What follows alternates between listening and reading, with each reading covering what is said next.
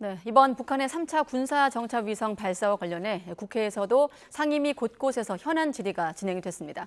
특히 북한이 9.19 군사합의 효력을 일부 정지한 정부 대응에 반발해 사실상 9.19 합의를 파기한 걸 두고 여야의 입장이 엇갈렸는데요. 취재기자 연결해서 알아봅니다. 임성재 기자. 네, 국회입니다. 네, 오전부터 진행이 됐던 국방위원회 현안 질의, 여야 간 신경전이 펼쳐졌다고요? 신원식 국방부 장관을 상대로 한 국방위 현안 질의에선 이 북한의 군사정찰위성 발사에 대한 정부의 대응책을 두고 여야가 공방을 벌였습니다. 앞서 정부는 군사분계선 일대의 비행을 금지한 9.19 군사합의의 일부 효력을 정지했는데요. 이 국민의힘은 효력 정지는 타당한 조치라며 정부의 방침에 힘을 실었습니다.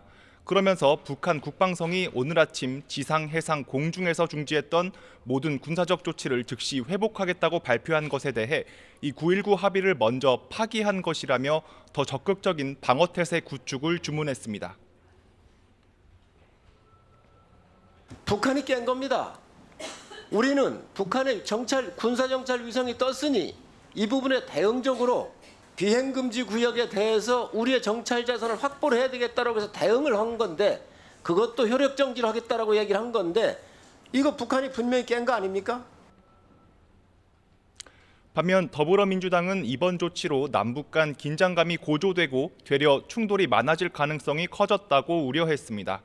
특히 북한이 합의 자체를 사실상 파기하는 지경에 이르게 된 건 이 정부의 9.19 합의 일부 효력 정지와 무관하지 않다는 취지로 비판했습니다. 김정은은 편하겠죠. 체제를 유지하고 정권을 보유해 나가는데 이런 상황 자체가 너무나 꿀 같은 그런 상황들 아니겠습니까? 역으로 보면 적대적 공존 관계를 구축하고 있는 윤석열 정권 역시 대단히 꿀 빠는 상황일 수도 있겠다.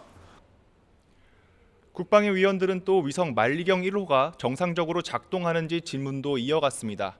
신원식 국방부 장관은 이 3일에서 4일 정도 두고 봐야 한다며 지상과의 통신과 위성의 모습을 포착해야 정상 가동 여부를 알 수 있다고 설명했습니다.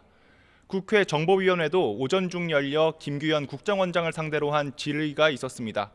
먼저 국정원은 북한의 정찰위성 발사가 성공적이었고 이 궤도에 진입했다고 전했습니다. 정찰위성의 발사가 성공적이었고 위성이 궤도에 진입한 것으로 국정원은 파악을 하고 있습니다. 이어 그 성공 배경에 대해선 지난 북러 회담 이후 북한의 우방국인 러시아의 도움이 있었을 것으로 판단한다며 이 성능은 아직 확인할 수 없다고 보고했습니다. 구체적 사진을 확인을 해야 정찰 위성인지 아니면 정찰 위성의 성능을 제대로 발휘하지 못하는 것인지 알 수 있다라는 답변이 있었고요. 이런 가운데 국회 행정안전위원회는 반복되는 행정 전산망 마비와 관련해 여야 모두 행안부를 질타했습니다. 특히 회의 도중 조달청 나라장터 전산망이 1시간 동안 마비됐다는 소식이 전해졌고 이 회의에 참석한 고기동 행안부 차관은 잇따른 먹통 사태에 재발 방지책을 마련하겠다고 고개를 숙였습니다. 네, 안보 이슈 외에 정치권 상황도 알아보겠습니다. 오늘 여당은 혁신위 움직임이 있었고 야당은 오후에 의원총회를 열었죠. 네, 인요한 위원장이 이끄는 국민의힘 혁신위는 오전 충남도청을 찾아 당 중진 인사인 김태흠 충남지사를 면담했습니다. 이 자리에서 김 지사는 당 주류가 불출마 혹은 험지 출마 같은 혁신안을 받아들이지 않는다면 논개처럼 끌어안고 가라고 조언했습니다.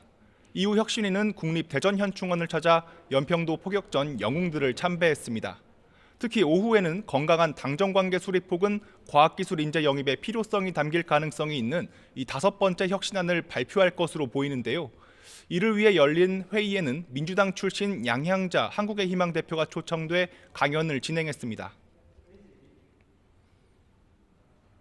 미래가 과학입니다. 근데 오늘 양향자 의원님을 오늘 모셨는데 이 분야에 가장 전문가고 또 특히 반도체에 전문가시니까 우리한테 들려줄 내용이 많을 거리라고 생각합니다.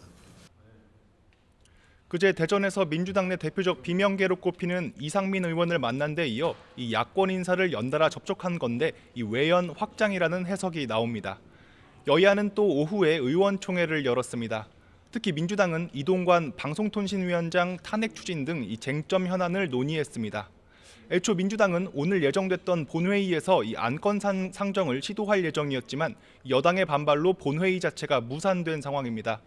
이 때문에 오는 30일과 다음 달 1일 예정된 본회의에 이 탄핵안을 우선 상정하고 이 쌍특검 상정도 배제하지 않는 전략 등 이 논의를 이어간 것으로 전해졌습니다. 의장님께서는 이미 오래전부터 저한테는 30일과 1일 날 탄핵안이 처리될 수 있는 본회의는 확실하게 열겠다는 얘기를 여러 차례 말씀하셨습니다.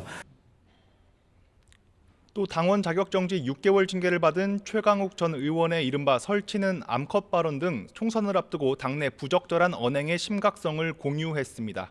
지금까지 국회에서 YTN 임성재입니다.